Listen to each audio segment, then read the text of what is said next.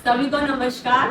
जैसा कि कल हमारा पहला जो सेशन था उसमें प्रेजेंटेशन थी हमारी। प्रेजेंटेशन में हमने उसको 5 ग्रुप में डिवाइड किया था, जिसमें हमने सारी ही रूपरेखा देख ली थी कि बाल वाटिका क्लास में हमने कैसे क्या काम करना है। सभी टॉपिक्स को बहुत अच्छे से कवर किया गया, जिस पर सभी की अच्छी समझ बढ़ी। जैसे हमने पहले बात करी, पहले ग्रुप की जो प्रेजेंटेशन थी वो रही योजना के ऊपर कि कैसे बाल वाटिका में वार्षिक योजना रहेगी 22 सप्ताह की। 22 सप्ताह में पहले 2 सप्ताह तैयारी सप्ताह के लिए रहेंगे। 3 से 11 सप्ताह नई दक्षताओं पर काम किया जाएगा। 12वें सप्ताह में शाब्दिक आकलन रहेगा। 13वां सप्ताह खेल सप्ताह रहेगा। 14 से 21 फिर नई दक्षताओं पर काम होगा और जो 22वां सप्ताह है उसमें फिर से शाब्दिक आकलन दूसरा रहेगा। ये थी वार्षिक संरचना। साप्ताहिक योजना की हमने बात करी थी कि कैसे सप्ताह के 4 दिन हम नई दक्षताओं पर काम कर रहे होंगे। 5वां दिन पुनरावृत्ति और आकलन के लिए रहेगा। 6वां दिन रिमेडियल कार्य के लिए रहेगा। ये हमारी साप्ताहिक रूपरेखा थी। उसके बाद बात करी दैनिक योजना, जिसमें दैनिक योजना की 6 खंडों पर बात करी गई, जिसमें मॉर्निंग सर्कल, मुक्त खेल, कहानियां और निर्देशित खेल और गुड बाय सर्कल, बाहरी खेल, ये सब जो 6 खंड थे उन पर बात करी गई। उसके बाद जो दूसरा ग्रुप आया उसकी प्रेजेंटेशन थी अभ्यास पुस्तिका पर कैसे कार्य करना है। उसमें जो गतिविधियां रहेंगी वो हर पेज के ऊपर ही गतिविधियां दी गई हैं। टीचर पहले वो गतिविधि करवाएगा जिससे बच्चे अंगेज भी हो जाएंगे और साथ ही उनके अंदर विकास हो रहा होगा और फिर उसके बाद उसको अभ्यास पुस्तिका पर काम करवाना है। अभ्यास पुस्तिका के हमारे 3 खंड थे जिन पर टीचर काम करेंगे। 3 से 11 सप्ताह में बहुत ही थोड़े इजी लेसन रहेंगे, क्योंकि बच्चे अभी नए नए हमारे पास स्कूल में आए हैं।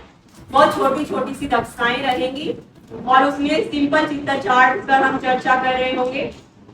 बहुत सिंपल ही काम रहेगा 3 से 11 सप्ताह में।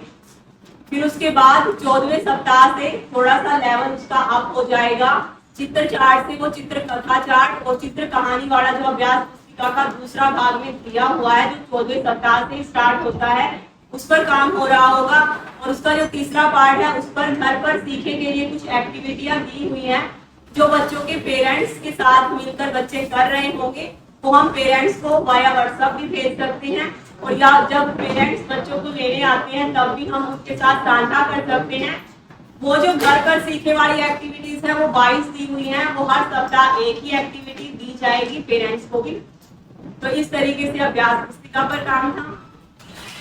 और उसके बाद था आकलन का, बच्चों की प्रगति जानने का। उसके लिए हमारे पास क्या क्या तरीके रहेंगे। उसमें प्रतिदिन टीचर अवलोकन कर रहा होगा बच्चों का, जिन चीजों में बच्चों को समस्या आ रही है उनकी हेल्प भी कर रहा होगा, उनका इंटरेस्ट भी देख रहा होगा, इंटरेस्ट के अकॉर्डिंग उनको एंगेज और मोटिवेट भी कर रहा होगा। ये प्रतिदिन का अवलोकन था जिसके आधार पर वो बच्चों का पोर्टफोलियो भी तैयार कर रहे होंगे। फिर उसके बाद साप्ताहिक आकलन में जो हमारा 5वें दिन होता है वो आकलन टीचर करेंगे हर सप्ताह 5वें दिन। और जो बच्चे कमजोर रह जाएंगे उनके 6ठे दिन रिमेडियल काम होगा। और साथ में जो साप्ताहिक योजना में बता रही थी उसमें 18वां सप्ताह छूट गया था, वो विशेष पुनरावृत्ति के लिए रहेगा।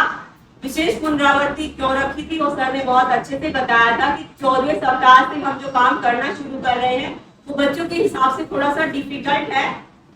एकदम से बच्चे डिफिकल्ट नहीं कर पाते हैं, इसलिए बीच में ही पुनरावृत्ति का रख दिया ताकि बच्चों के लिए इजी हो जाए। तो एक उसके बाद शाब्दिक आकलन ट्रैकर था 12वें और 22वें सप्ताह में हमने करना है। जब हम शाब्दिक आकलन वाला ट्रैकर कर रहे होंगे उसमें हमने सिर्फ टिक का निशान लगाना है कि बच्चे किस लेवल पर है उस दक्षता में। उस दक्षता में वो बच्चे उसको आसानी से कर पा रहे हैं तो हम उस पर टिक लगा देंगे, मदद से कर पा रहे हैं तो हम उस पर टिक लगा देंगे। उनमें से किसी भी एक ऑप्शन पे हमें टिक लगाना है जिसपे बच्चे हो। शाब्दिक आकलन ट्रैकर में, साप्ताहिक ट्रैकर में जो हमारा दिया हुआ है उसमें बच्चे आसानी से कर पा रहे हैं वहां पर हम टिक लगाएंगे, बच्चे मदद से कर पा रहे हैं वहां पे हम सर्कल लगाएंगे, बच्चे नहीं कर पा रहे हैं वहां पे हम डैश लगाएंगे। ये प्रगति का था।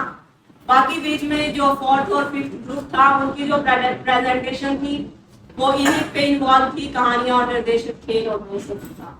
उसके बाद हमारा लंच के बाद का जो सेशन था वो था एमसीटी, मल्टी ग्रेड टीचिंग। उसमें सर ने बताया एक आइडियल क्लास के लिए कि आइडियल क्लास यहाँ पे कंसीडर किया गया है कि जहाँ पे टीचर बाल वाटिका के साथ सिर्फ फर्स्ट को पढ़ा रहा है।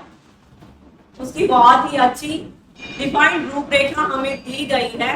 लेकिन अगर हम प्रेजेंट की बात करें तो मेरे क्लस्टर की अगर बात करूं तो 2 ही स्कूल ऐसे आइडियल हैं, बाकी सारे नॉन आइडियल। तो वहां पे मैनेजमेंट पे डिपेंड करता है कि टीचर किस हिसाब से मैनेज करता है और टीचर की विलिंग पावर पे